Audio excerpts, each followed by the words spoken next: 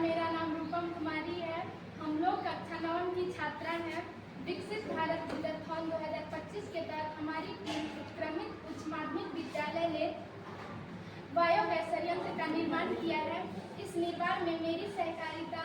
नमस्कार, मैं साक्षी कुमारी। नमस्कार, मैं प्रतिमा कुमारी। हम सभी ने मिलकर बायोगैस संयंत्र का निर्माण किया है, जिसका परिचय बायोगैस स्वच्छ और नवीकरणीय ऊर्जा का स्रोत है, जिसका निर्माण गोबर, कृषि अवशेष और रसोई कचरे और पेड़ पौधे के अवशिष्ट द्वारा किया जाता है। यह ऊर्जा मुख्य रूप से मीथेन, कार्बन डाइऑक्साइड और थोड़ी मात्रा में सल्फर डाइऑक्साइड से मिलकर बनती है। बायोगैस संयंत्र बनाने का हमारा यह उद्देश्य है कि पहला पॉइंट, घरों और गांवों में स्वच्छ ईंधन उपलब्ध कराना। गोबर और अपशिष्ट पदार्थ को जो हम लोग बेकार समझकर फेंक देते हैं, उसका सही उपयोग करना। खेतों में हम लोग जो रासायनिक खाद का उपयोग करते हैं, जिसके कारण मिट्टी की उर्वरता शक्ति कम हो जाती है, उसके उर्वरता शक्ति को बढ़ाए रखने के लिए हमारे द्वारा बनाए गए बायोस्लरी का उपयोग करना, जिसके कारण मिट्टी की उर्वरता शक्ति बढ़ती है। चौथा, पर्यावरण को स्वच्छ बनाना।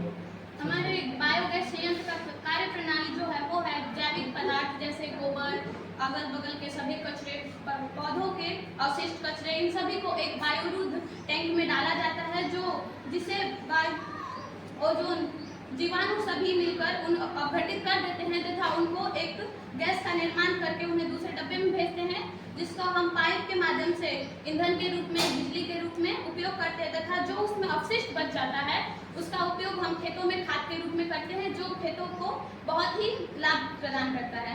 बायोगैस संयंत्र का उपयोग यह है कि खाना पकाने, बिजली उत्पादन और लाइटिंग में खेतों में खाद के रूप में अवशेष उपयोगी। बायोगैस संयंत्र का लाभ यह है कि सब स्वच्छ और सस्ता ईंधन, जैविक कचरे का पुनः उपयोग, पर्यावरण संरक्षण, ग्रामीण क्षेत्र में ऊर्जा आत्मनिर्भरता। बायोगैस संयंत्र का निष्कर्ष यह है कि बायोगैस संयंत्र ग्रामीण क्षेत्रों में ऊर्जा का एक उत्कृष्ट स्रोत है।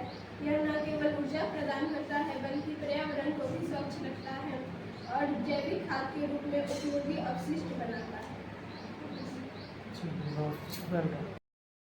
उड़ीसा में जैसे कि बहुत प्राचीन मंदिर है, पुरी, कोणार्क, जगन्नाथ मंदिर और लिंगराज मंदिर और पिपली और जैसे पारंपरिक हस्तकला के केंद्र है।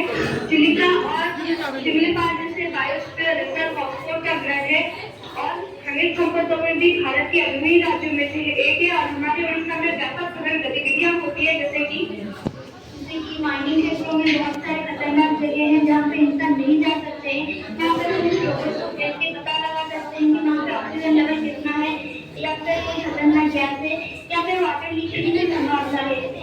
ये रोबोट हमें उस चीज़ों को डिटेक्ट करके हमें इंफॉर्मेशन दे सकता है, ताकि हम उस जगह पे जाने से पहले प्रिपेयर होकर जा सकते हैं। वैसे ही जंगल में हो गया। बहुत मैं भुवनेश्वर की वाली से पहले उम्मीद आए कर होना बहुत बहुत धन्यवाद। और हम यहाँ से आगे बढ़ेंगे जैसे thinking and I think ideas to find the most impactful solutions. The idea